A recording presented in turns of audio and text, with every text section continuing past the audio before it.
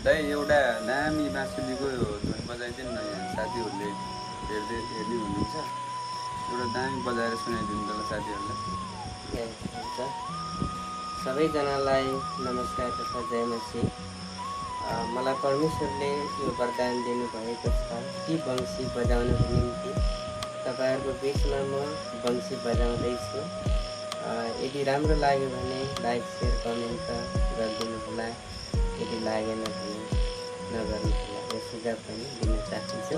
हुन्छ, म तिमीमा कसको छाया छ, जस्तो तिमीलाई पानीको तृष्णा त्यसले मलाई त्यसको माया छ भन्ने एउटा धुनबाट तपाईँहरूको बिचमा म बजाउँदैछु। ल है त सुनौँ है।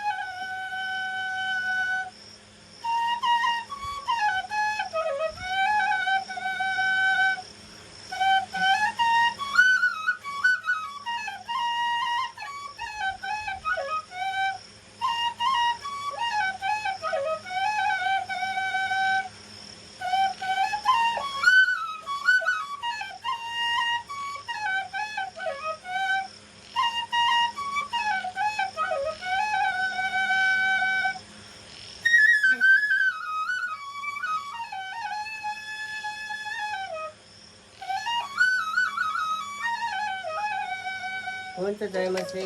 तपाईँलाई धन्यवाद है यति राम्रो बाँसुलीको धुन बजाइदिएकोमा। भिडियो मन परेमा लाइक कमेन्ट सेयर गर्नु नबिर्सिनु होला साथीहरू है।